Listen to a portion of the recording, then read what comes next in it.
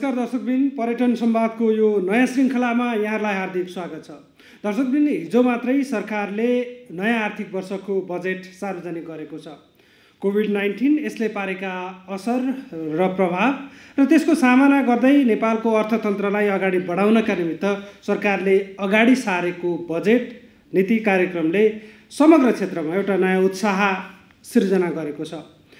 विशेष गरी पर्यटन क्षेत्रमा चाहिँ नयाँ बजेटले के कस्ता विषयहरू अगाडि सारेको छ र भोलिको दिनमा नेपालको पर्यटन कतातर्फ अगाडि बढ्छ भन्ने मुख्य विषय सँगसँगै नेपालको पर्यटन क्षेत्रको एउटा प्रमुख आकर्षण भनेको सगरमाथा हो र 13औं अन्तर्राष्ट्रिय सगरमाथा दिवस मनाउँदै गर्दाखेरि सगरमाथा दिवस र यसको सेरोफेरोमा पनि आजको कार्यक्रममा हामी चर्चा गर्नेछौँ। नेपाल पर्यटन बोर्ड र नेपाल टेलिभिजनले अगाडि बढाएको यो कार्यक्रमको आजको अतिथिको रूपमा संस्कृति, पर्यटन तथा नागरिक उड्डयन मन्त्री योगेश भट्टराई हामीसँग हुनुहुन्छ। मन्त्रीज्यू, स्वागत छ यहाँलाई कार्यक्रममा। ठ्याक्कै बजेटबाटै सुरुवात गरौँ आजको कार्यक्रममा, किनभने ताजा विषय छ।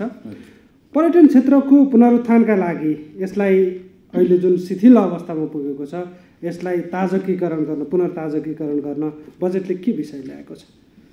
पहिलो त बबिनजी के हो भने नेपालको पर्यटन क्षेत्रले नेपालको अर्थतन्त्रमा, हाम्रो समाजमा के योगदान थियो भन्ने छोटो मैले बताएँ भने अनि सजिलो हुन्छ। हजुर, नेपालको पर्यटन क्षेत्रले मूलतः हाम्रो राष्ट्रिय उत्पादन जीडीपीमा करिब 3% को योगदान दिइरहेको छ। तर यसलाई कतिपयले 7% पनि भन्छन्, हाम्रो अफिसियल डाटामा 3% छ। त्यस्तै करिब 7-8 लाख मानिसहरूलाई यसले प्रत्यक्ष रोजगारी दिइरहेको छ। पर्यटन, त्यसपछि एभिएसन पनि यसमै पर्छ, उड्डयनको क्षेत्र पनि पर्छ। पर्यटन, त्यसपछि उड्डयन, सांस्कृतिक सबै क्षेत्र हेर्दाखेरि चाहिँ सरकार र निजी क्षेत्रको गर्दा झन्डै 15 खरबको लगानी नेपालको पर्यटन क्षेत्रमा देखिन्छ। त्यसमा मैले भने सरकारको र निजी क्षेत्रको दुवै गर्दाखेरि त्यति देखिन्छ। वैदेशिक मुद्रा आर्जन गर्ने एउटा महत्त्वपूर्ण सोर्स पर्यटन हो, प्रमुख स्रोत नै हो। किनभने गएको साल हामीले के देख्यौँ भने झन्डै 80 अरब चाहिँ वैदेशिक मुद्रा यसले आर्जन गरेको छ, जो नेपालको वैदेशिक मुद्रा आर्जन गर्ने कुल हिस्साको झन्डै 70% यसले आर्जन गरिरहेको छ। अर्को त्यो अब यसलाई भनौँ न, नेपाललाई अन्तर्राष्ट्रिय विश्व समुदायमा चिनाउने पनि एउटा पर्यटन हो। किनभने हामीसँग प्रकृति, संस्कृति जुन खालको छ, त्यसपछि हाम्रा वर्षमा सयौँ हजारौँ व्यवसायीहरू, कार्यकर्ताहरू पर्यटन क्षेत्रका विदेश जानुहुन्छ, एक्सपोमा भाग लिनुहुन्छ, नेपालको बारेमा चिनाउनुहुन्छ। यी सबै कुराको स्थिति हेर्दाखेरि एउटा ठुलो क्षेत्र चाहिँ नेपालको पर्यटन क्षेत्र हो। अब यो कोभिड-19ले सबैभन्दा ठुलो धक्का कसलाई दियो त भन्दाखेरि यसैलाई दियो। किनभने मान्छे जब हिँडडुल गर्नु छोडे, त्यसको सोझो इफेक्ट एयरलाइन्सलाई परिहाल्यो, त्यसको सोझो इफेक्ट होटल क्षेत्रलाई परिहाल्यो भने चाहिँ त्यसले रोजगारी गुम्ने, त्यहाँको आर्थिक गतिविधि ठप्प हुने कुरा पनि पर्यटन क्षेत्रमा भयो। र यस सम्बन्धमा हामीले मन्त्रालयको तर्फबाट प्रधानमन्त्रीज्यूसँग, अर्थमन्त्रीज्यूसँग, योजना आयोगको साथीहरूसँग पटक यसलाई अब कसरी चाहिँ पुनर्स्थापना गर्ने हो त भन्ने छलफल अगाडि बढाउँदै आयौँ। यसमा हाम्रा निजी व्यवसायी साथीहरूलाई पनि छलफलमा हामीले सँगै राख्दै छलफल गर्दै उहाँहरूको पनि सुझाव दिँदै आयौँ। अब यहाँ बुझ्नुपर्ने कुरा के छ भने नेपालको अर्थतन्त्र अथवा भाँडो त सानै छ नि त, होइन? मान्छेले भन्छन् ओ ट्रम्पले यस्तो घोषणा गरिदिनु भयो, मोदीले यस्तो घोषणा गरिदिनु भयो, सी जिनपिङले यो घोषणा गरिदिनु भयो भनेर हाम्रो चाहिँ पर्यटन व्यवसायी अरू साथीहरू हामीलाई भन्नुहुन्छ कि त्यो भन्नु स्वाभाविक हो। तर चाहिँ हाम्रो भाँडो चाहिँ नि त्यो सी जिनपिङको जत्रो भाँडो त छैन, होइन? ट्रम्पको जत्रो भाँडो त हाम्रो छैन। तर हामीले जे हो त्यो गर्ने हो। त्यस कारणले यसपल्टको हिजो अर्थमन्त्रीज्यूले प्रस्तुत गर्नुभएको बजेटमा पर्यटन क्षेत्र केही उत्साहित हुनुपर्ने अवस्था सिर्जना भएको छ। त्यसमा मूलतः अहिलेको तत्कालीन कुरा गरौँ न, राहतको अथवा पुनर्स्थापनाको कुरा गर्दाखेरि अब पर्यटन क्षेत्रमा काम गर्ने मजदुरहरू छन्, उनीहरूको सामाजिक सुरक्षा कोष हुन्छ। हामीले के भन्यौँ भने सामाजिक सुरक्षा कोषमा त्यो श्रमिकले पनि योगदान गर्छ, त्यो व्यवसायीले पनि योगदान गर्छ र सरकारले पनि योगदान गर्छ। हामीले के भन्यौँ भने यो कोभिडको असर भएको अवस्थासम्म चाहिँ त्यो सामाजिक सुरक्षा कोषको रकम हामी नै जम्मा गरिदिन्छौँ, सरकारले जम्मा गरिदिन्छ भनेपछि त्यो एउटा ठुलो राहत हुन्छ उनीहरू बिचरा, व्यवसायीलाई, श्रमिकलाई पनि दुवैलाई त्यो राहत हुन्छ। अर्को त हामीले के भन्यौँ भने यो मानिसहरूलाई जागिरबाट ननिकाल्नुहोस्, त्यसको निम्ति त्यस्तै व्यवसाय सञ्चालनको निम्ति अरू हिसाबले सस्तो ब्याज दरमा तपाईँले पैसा पाउनुहुन्छ भनेर करिब 5%मा पैसा ऋण लिन पाउने गरी करिब 50 अरबको एउटा प्याकेज हामीले घोषणा गरेका छौँ। त्यस्तै नव व्यवसायीहरूलाई 2% ब्याज दरमा, भोलि कोहीले नयाँ व्यवसाय गर्छ भने त्यसले पनि 2% जति ब्याज दरमा लान सकोस् र व्यवसाय सञ्चालन गरोस् भनेर हामीले त्यो पनि गरेका छौँ। पर्यटन मात्रै नभइकन यो चाहिँ समग्र व्यवसाय अरू क्षेत्रलाई पनि छ हैन। त्यस्तै अब सस्तो ब्याजमा 1 अरबसम्मको पनि ऋण लिन सक्छ कुनै व्यवसायीले हैन। त्यो भोलि चाहिँ पुनर्स्थापन हुँदै जाँदाखेरि अब अहिले हामीले तत्काल गर्ने जस्तो अब विद्युतमा छुट दिने, पानीमा छुट दिने, अरू चाहिँ कतिपय कर ट्याक्समा छुट दिने कुरा त हामीले घोषणा गरेकै छौँ यो अवधिको। यसरी पर्यटन व्यवसायीहरूलाई विचलित हुन नदिन, पर्यटन क्षेत्रमा काम गर्ने श्रमिकहरूलाई विचलित हुन नदिने हाम्रो एउटा कोसिस हो। सानो प्रयत्न होला तर यसले एउटा सकारात्मक, यस कारणले पनि बजेट पछि पर्यटन क्षेत्र उत्साही नै छ। मेरो विचारमा उत्साहित नै हुनुपर्छ साथीहरू, किनभने योभन्दा गर्न सक्ने ठाउँ भोलि भएछ भने त योभन्दा ज्यादा गरौँला। किनभने मैले अघि तपाईँलाई निवेदन गरेँ नि, हामीसँग जति ढुकुटी छ त्यही अनुसार बाँडफाँड गर्ने हो भने चाहिँ भोलि हाम्रो ढुकुटी बलियो भयो भने समग्र बजेट नै घटिराखेका सन्दर्भमा र यो त्यसपछि अर्को अब यसमा विगतदेखि चलिआएका पूर्वाधारका कार्यक्रम पनि यथावत छन्। एयरपोर्ट निर्माणका कामहरू यथावत छन्, पर्यटन पूर्वाधारका कुराहरू यथावत छन्। र यसपटक मैले अलिकति जोड दिन खोजेको यो स्थानीय र प्रदेशसँगको साझेदारीमा ज्यादा जोड दिन खोजेको छु। किनकि हामीले बनाएका पर्यटन पूर्वाधारहरूको स्वामित्व कसले लिने त भन्दा त्यो त भोलि त्यसको अल्टिमेटली नजिकको सरकार भनेको चाहिँ प्रदेशै हो, स्थानीय नै हो। त्यस कारणले निर्माणमा पनि त्यो लगानीमा पनि साझेदारी गरौँ, भोलि प्रतिफलमा पनि हिस्सेदारी गरौँ भन्ने कन्सेप्ट हामीले लगिरहेका छौँ र त्यस आधारमा साझेदारीका केही कार्यक्रम पनि हुन्छ। पर्यटन विश्वविद्यालय छ होइन। हामीले खास गरी अब यो हाम्रो पर्वतारोहण क्षेत्र एक किसिमले भन्ने हो भने नेपालको लागि सबभन्दा महत्त्वपूर्ण क्षेत्र हो। त्यो जनशक्ति उत्पादन गर्ने, पर्यटन क्षेत्रको अन्य जनशक्ति उत्पादन गर्नको निम्ति पर्यटन तथा पर्वतारोहण अध्ययन प्रतिष्ठानको रूपमा त्यो कानुन हामीले अगाडि बढाएका छौँ। मन्त्री परिषदमा त्यो छलफल भइरहेको छ। त्यस्तै हाम्रा चाहिँ सङ्गठनहरूको संरचनालाई बदल्नु पर्नेछ, जस्तो नागरिक उड्डयन प्राधिकरणलाई नियामक र चाहिँ यो सेवा प्रदायकको रूपमा त्यसलाई सङ्गठनात्मक संरचना बदल्नु छ। त्यो कुराहरू अगाडि बढेका छन्। नेपाल एयरलाइन्सलाई सार्वजनिक साझेदारीमा होइन, सार्वजनिक कम्पनीको रूपमा एउटा रणनीतिक साझेदारी खोज्दै त्यो जुन ढङ्गले एउटा आर्थिक हिसाबले त्यसलाई ठुलो समस्या परिरहेको छ, आन्तरिक मितव्ययिता, आन्तरिक चाहिँ व्यवस्थापनको चुस्तता लगायतको कुराहरू त्यसलाई उठाउनु पर्नेछ। धेरै चुनौतीहरू छन्। यी त बजेटले ल्याएका उत्साहको कुरा भयो। अब कोभिड-19को असर कहिलेसम्म पर्छ, कति हदसम्म पर्छ र त्यस पछाडि पर्यटन क्षेत्रलाई फेरि चाहिँ जगाउनको निमित्त के चाहिँ गर्नुपर्छ भन्ने कुरा कसरी आकलन गर्नुभएको छ? बजेटले अहिले नै हामी यो कोभिड-19को स्थिति कहिले जिरो अवस्थामा आउला भन्न सकिँदैन, तर विश्व कसरी जाँदैछ भन्ने कुरा हामीले हेर्नुपर्छ होइन। अब एकदमै प्रभावित भएका मुलुकहरू पनि क्रमशः अब यो कोभिडसँग नै सँगसँगै जान थालिसके होइन। सुरुमा लकडाउन गरेर एकदम स्ट्रिक्ट भइरहेको अवस्थामा, किनभने मान्छेको दैनिकी चलेन, व्यवसाय चलेन, अर्थतन्त्र चौपट हुँदै आयो। त्यसो हुँदा यो कोभिडसँग कसरी हामी सँगसँगै हिँड्ने। त्यस कारणले मैले एक ठाउँ भनेको थिएँ कि सरकारको पनि स्ट्राटेजी के हुन्छ त भन्दा कोभिड हिँड्ने बाटो भत्काउने, मान्छे हिँड्ने बाटो बनाउने होइन, उसको चेन चाहिँ तोड्ने, हाम्रो चेन चाहिँ बढाउँदै लाने हो नि त। त्यसो भने अब जस्तो हाम्रो छिमेकी मुलुक भारतमा हेरौँ न, उहाँहरू लगभग के छ भने सार्वजनिक जीवन लगभग खुल्ला गरिराख्नु भएको छ। रेल सेवा जोखिम त बढ्दैछ दिनदिनै। म चाहिँ कोरोना प्रभावित अथवा यो सङ्क्रमितहरूको सङ्ख्या पनि बढ्दैछ, मृतकको सङ्ख्या पनि बढ्दैछ, तर उहाँहरू खोल्दै पनि जानुभएको छ। भनेपछि अब हामीले पनि हाम्रो चाहिँ स्वास्थ्य सम्बन्धी सावधानीलाई ख्यालमा राख्दै हाम्रो उद्योग व्यवसाय जनजीवनलाई बिस्तारो सहजीकरण गर्दै जानुपर्छ कि भन्ने सोच हामीले छलफल गरेका छौँ।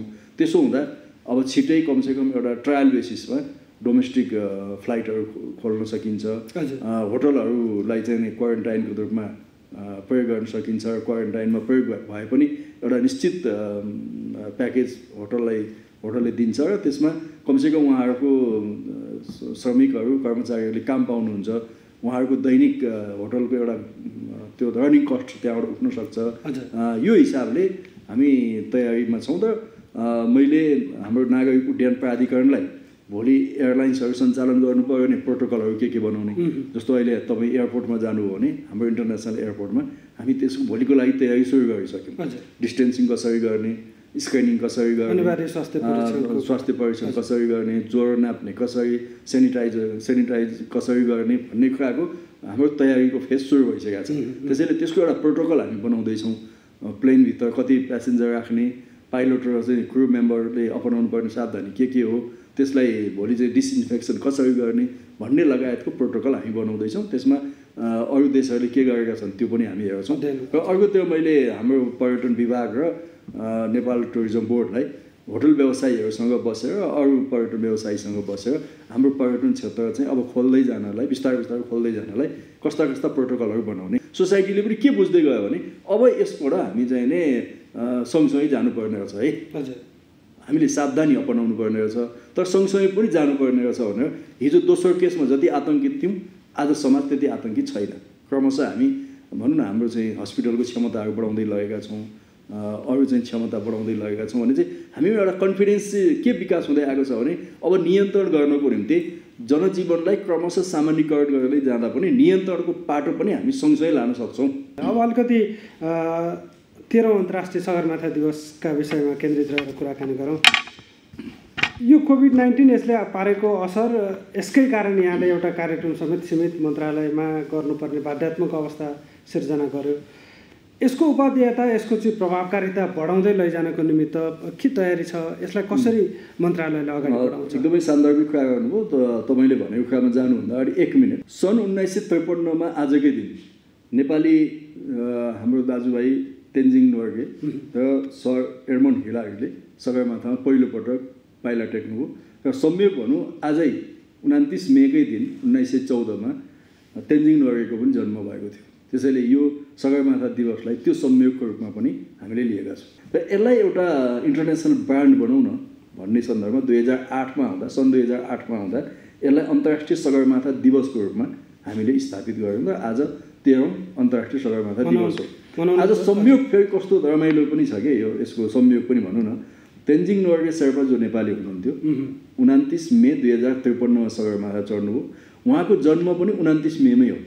29 मे 1914मा उहाँ जन्मिनु भएको छ भनेपछि कस्तो राम्रो संयोग छ नि। हाम्रो पहिलो नेपाली जो सगरमाथा चढ्यो त्यो चढ्ने डेट पनि एउटै छ, उसको जन्मदिन पनि एउटै छ। त्यो पनि एउटा सन्दर्भ भएर चाहिँ हामी आएको छौँ।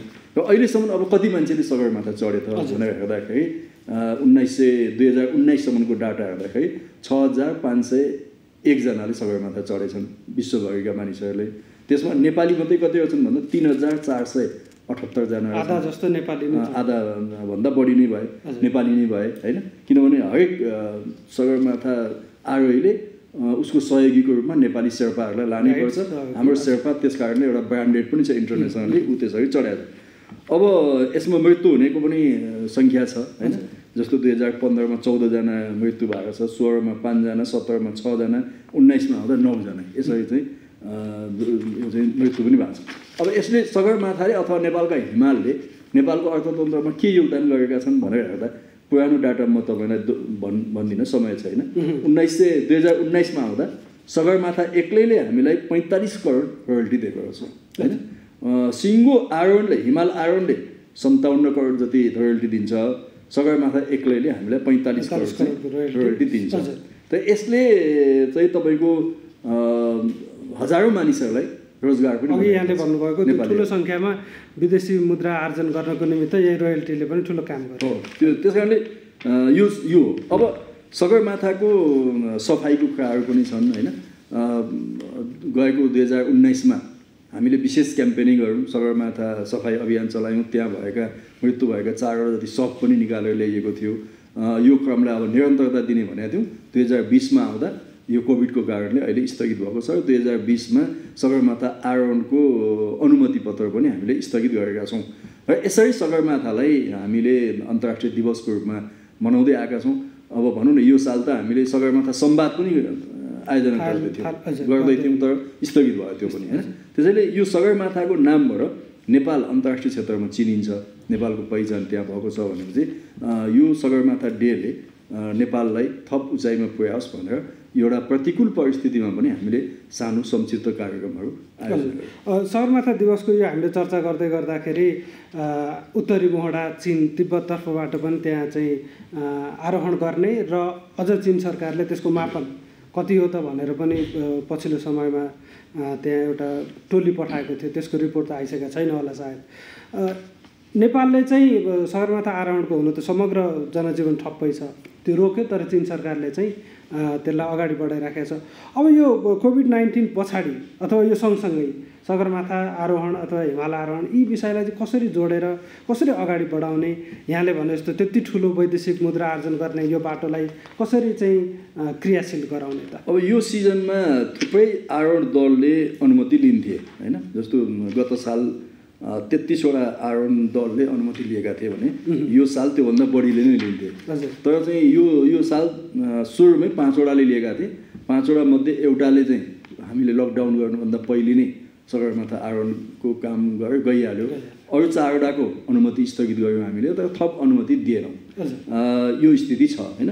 अब यो कोभिड-19ले को त्यो जोखिम हामीले उठाउन किन चाहेनौँ भने सगरमाथालाई कतिपयले भनेको थियो सगरमाथा खुल्लै राखौँ न, किन त्यहाँसम्म त कोभिडको असर त्यति हुँदैन। सगरमाथा चढ्न जाने भनेको अलिकति स्ट्रङ मान्छेहरू, फिजिकल्ली बलिया मान्छेहरू नै जाने हो, उनीहरूलाई कोभिडले त्यति असर गर्दैन, उनीहरूको इम्युनिटी पावर चाहिँ एकदम बलियो हुन्छ भन्ने कुरा पनि थियो। तर जब हामी इन्टरनेसनल फ्लाइटहरू सबै सस्पेन्ड रोकिरहेका छौँ, हाम्रो जनजीवनलाई चाहिँ नै बन्द गरेका छौँ भने त्यसले स्वाभाविक हिसाबले यो प्रभावित हुने नै हो। अब हामी यो कोभिड-19को सिलसिलामा पर्यटन क्षेत्रमा केही कामहरू गर्ने सोच बनाएका छौँ। त्यसमा जस्तो एउटा हिमाल सफाइ अभियान, किनभने अहिले अरू काम छ अब नहुने भयो, त्यसो हुँदा हामी यो बेला चाहिँ हिमालको सफाइ अभियान बढाउँ। हाम्रा चाहिँ आरोहीहरू, हाम्रो चाहिँ पोर्टर भैयाहरू कामविहीन भएका छन् होइन, उनीहरूलाई पनि काम हुन्छ, नयाँ रोजगारी पनि सृजना हुन्छ। त्यस्तै हिमाली क्षेत्रमा हाम्रो ट्रेकिङ रुटहरू कतिपय बिग्रेका छन्, त्यसलाई पुनर्निर्माण गरौँ। हिमाली क्षेत्रमा र अन्य विभिन्न ठाउँमा हाम्रा साइनेजहरू, सङ्केतहरू चाहिँ नै उडेका होलान्, बिग्रेका होलान्, राख्नुपर्ने होला, ती साइनेजहरू राखौँ। र कतिपय चाहिँ तालिम प्रशिक्षणहरू पनि हुनसक्छ यो बिचमा। यी प्याकेजहरू चाहिँ हामी नेपाल टुरिज्म बोर्ड र पर्यटन विभागबाट हामी बनाइरहेका छौँ। अरू हाम्रा निजी पार्टनरहरू पनि छन्, पर्यटन व्यवसायी सङ्गठनहरू, उहाँहरूसँग बसेर यो कोभिड-19को सेरोफेरोमा यो काम चाहिँ अगाडि बढाउँ। जनजीवन सहज हुँदा किनभने जस्तो अब भरिया साथीहरू, श्रमिकहरू पनि बिहान बेलुका खाने कुराको समस्या भइरहेको छ। उहाँहरूलाई चामल दाल पुर्याउनु भन्दा उहाँहरूलाई काम दिनु राम्रो होइन। काम दिएपछि त दाल चामल त आफै आइहाल्यो नि। त्यो काम बापत उहाँहरूले पारिश्रमिक पाउनुहुन्छ। त्यो पारिश्रमिकले आफ्नो जो गर्नुहुन्छ भनेपछि यो प्रणालीबाट जानुपर्छ भनेर हामी तयारीमा छौँ। सगरमाथा दिवसकै सन्दर्भमा रहेर कुरा गर्दाखेरि पछिल्लो चरणमा एउटा बडो चर्चित विषय थियो सगरमाथामै ट्राफिक जाम हुने जस्तो होइन। सम्भवतः यो सहज परिस्थिति भए पछाडि फेरि त्यो आकर्षण बढ्ने र मानिसहरूको रुचि आरोहणमा पक्कै पनि होला। त्यसलाई नियमन गर्न, त्यसलाई सहज बनाउनको निमित्त र अघि यहाँले भने जस्तो सरसफाइको कुरालाई यो बिचमा गर्नको निमित्त कार्यक्रमहरू कसरी अगाडि बढ्छ? त्यो सन्दर्भ केही विदेशी मिडियाहरूले गलत इन्टेन्सनका साथ दिएका थिए, जुन कुरा हाम्रो प्रधानमन्त्रीले बिबिसीको इन्टरभ्यूमा पनि प्रष्ट बनाउनु भयो। गलत इन्टेन्सन थियो त्यो। किनभने गत सालको कुरा हो त्यो। मेको 20देखि 25-26सम्म सबभन्दा धेरै आरोहण हुन्छ। सबभन्दा धेरैले अनुमति त्यही बेला लिन्छन्। सामान्यतः मेको 20मा जान्छन्, 21मा जान्छन्, यस्तै जान्छन्। तर त्यो साल के भयो भने मेको 20 र 21मा पनि मौसम धेरै खराब भयो। त्यसैले मेको 20 र 21मा जाने मानिसहरू पनि प्रतीक्षामा बसे। मौसम पूर्वानुमानले के देखायो भने मेको 25-26मा पनि मौसम खराब छ। भनेपछि पछिल्लो आरोहण र अघिल्लो आरोहणका मान्छेहरू कहिले जाने भयो त भन्दा मेको 22 र 23मा जाने भयो नि। सबभन्दा मौसमको हिसाबले अनुकूल समय त्यो हुने भए चाहिँ अलिकति सङ्ख्या त्यो कारणले बढेको हो। अरू कुनै पनि कारण होइन त्यसमा। त्यो नेपाललाई बदनाम गर्न, हाम्रो सगरमाथालाई बदनाम गर्न कतिपय इन्टरनेसनल मिडियाहरूले त्यो आरोप लगाए। तर हामी यसलाई एउटा भनौँ न कहिलेकाहीँ एउटा नेगेटिभ न्युजमा पनि पोजिटिभ खोज्नुपर्छ नि। त्यसमा पोजिटिभ खोज्दै हामी जाँदाखेरि हामी के ठाउँमा पुग्यौँ भने अब आरोहणमा अलिकति नियमन पनि गर्नुपर्छ है। हामी के भन्दैछौँ त भन्दा अब कमसेकम 6000 मिटर माथिका केही हिमालहरू चढेपछि मात्रै सगरमाथा चढ्ने। किनभने सगरमाथा त अन्तिम लक्ष्य हो नि होइन। सुरुमै मान्छे किन क्लाइम गर्न जाने त्यहाँ? उसको त अन्तिम लक्ष्य हो भने चाहिँ उसले पहिला अभ्यास गरेर अब म सक्छु भनेपछि मात्रै जानु पर्यो। त्यसो गर्दाखेरि फिजिकल्ली ऊ फिट हुनु पर्यो, मेन्टल्ली ऊ फिट हुनु पर्यो। त्यस कारण त्यसको पनि चेक जाँच गरौँ, नम्बर 1 त्यो भनिरहेका छौँ। दोस्रो अब भनौँ न यो रेस्क्युको कुरा छ, उद्धारको कुराहरू छ। विगतमा कतिपय रेस्क्यु गर्दाखेरि अलिकति यो भनौँ न गलत धन्दाहरू चल्यो। त्यो कुराले नेपाली पर्वतारोहण क्षेत्रमा पनि एउटा बदनाम हुने स्थिति भयो। फेक रेस्क्युका कुराहरू छ। तर अब हामी रेस्क्यु गर्नेलाई पनि नियमन गर्दैछौँ। त्यसमा हामी पर्यटन ऐन नै बनाएर, पर्यटन ऐन अहिले छलफलमा छ र छिटै मैले पार्लियामेन्टमा त्यो लान्छु, पर्यटन ऐन लान्छु र त्यसमा हामी धेरै कुरालाई नियमन गर्छौँ होइन। रेस्क्यु गर्दाखेरि एउटा हेलिकप्टरले कति मात्रै चार्ज गर्न पाउने, कुन हस्पिटलले मात्रै त्यो रेस्क्यु गरेको पेसेन्टको उपचार गर्न पाउने, त्यहाँ बिलहरूको चाहिँ कतिसम्म तिर्नु पाउने, उसको इन्सुरेन्सको व्यवस्था के हुने, यो सबै कुरा हामी व्यवस्थित गर्छौँ र यो फेक रेस्क्यु गर्ने, नेपाललाई बदनाम गर्ने कुराबाट हामी जोगाउँछौँ। सगरमाथाको बारेमा गलत प्रचारहरूलाई हामी जोगाउँछौँ र सगरमाथा नै त्यस्तो ठाउँ हो जो दुनियाँको सबैभन्दा स्वच्छ ठाउँ हो, सबभन्दा सुन्दर ठाउँ हो, सबभन्दा स्वच्छ ठाउँ हो होइन। त्यति स्वच्छ ठाउँलाई बदनाम हुन दिँदैन। कार्यक्रमको अन्तिममा अब समग्र पर्यटन क्षेत्र, पर्यटन व्यवसायसँग सम्बन्धित समग्र यो समुदायलाई नै सम्बोधन गर्ने गरी बजेटले र कोभिड-19 पछिको अवस्थालाई यहाँले के सन्देश प्रवाह गर्न चाहनुहुन्छ यो क्षेत्रलाई? होइन, अब कोभिडको कारणले परिस्थिति उत्साहजनक छैन, परिस्थिति त्यति अनुकूल छैन। तर अनुकूल छैन भनेर एउटा मानव जातिले आफू बाँच्ने उपाय खोज्दैन होइन, खोज्छ, त्यसले बाँच्ने उपाय खोज्छ। किनभने योभन्दा ठुल्ठुला चुनौतीहरू मानव जातिले पार गर्दै आएको छ। नेपालीले पनि पार गऱ्यौँ नि त हामीले होइन। त्यत्रो ब्रिटिससँगको लडाइँ पार गऱ्यौँ, युद्धको कुरा गर्ने हो भने होइन, 10 वर्षको चाहिँ आन्तरिक युद्ध हामीले पार गऱ्यौँ। त्यो ठुलो भयानक थियो नि त। अघि हामीले त्यसलाई नेपाली मौलिकतामा त्यसलाई चाहिँ नि समाधान गऱ्यौँ, भूकम्पको सामना गऱ्यौँ, नाकाबन्दीका पटक सामना गऱ्यौँ। अनि यस्ता सङ्क्रामक रोगको पनि यो होइन, पटक हामीले सामना गर्दै आएका छौँ भने मानव जाति निराश भएर त विकल्पै छैन होइन। मानव जातिको सङ्कट त अरू कुनै कसैले आएर हल गर्दैन नि त। त्यही कारण यसले चाहिँ विकास हुँदै जाँदा विज्ञानले, प्रविधिले भोलि नयाँ चाहिँ नै यो पनि गर्दै जान्छ, इन्भेन्सनहरू पनि गर्दै जान्छ होइन। त्यसले पत्ता पनि लगाउँदै जाला, भ्याक्सिनहरू पनि बनाउँदै जाला होइन, आविष्कार गर्दै जाला। त्यसैले त्यो स्थिति छ भने अर्को त्यो मैले अघि भने कि हिजो सुरुमा हामी यसप्रति जति आतङ्कित थियौँ, अब जनजीवन अलिकति सामान्यकरण हुँदै गएको छ। योसँग जोगिनु पर्ने रहेछ, यसरी जोगिन सकिँदो रहेछ, व्यवसाय यसरी चलाउँ, योसँग यसरी जोग्यौँ भनेर मानव जातिमा, हाम्रो नेपाली समुदायमा एउटा चेतना पनि जागृत हुँदैछ।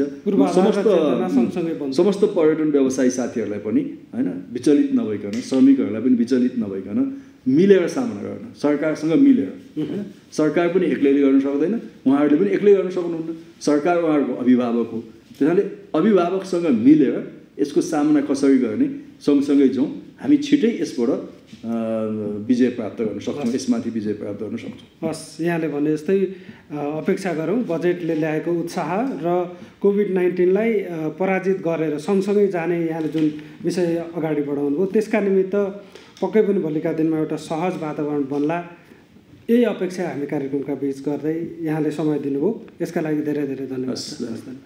दर्शकबिन, आजको हाम्रो कार्यक्रमको समय सकियो। पर्यटन संवादमा आज हामीले संस्कृति, पर्यटन तथा नागरिक उड्डयन मन्त्री योगेश भट्टराईसँग सगरमाथा दिवस र पर्यटन क्षेत्रलाई सम्बोधन गर्ने गरी सरकारले ल्याएका बजेटमा के कस्ता विषय छन्, यसमा फेरि उत्साह, फेरि पुनर्जागृति कसरी आउँछ भन्ने विषयमाथि केन्द्रित रहेर कुराकानी गऱ्यौँ। अर्को श्रृङ्खलामा यहाँहरूका बिचमा नयाँ व्यक्तित्व र विषयका साथ हामी फेरि आउनेछौँ। नमस्कार।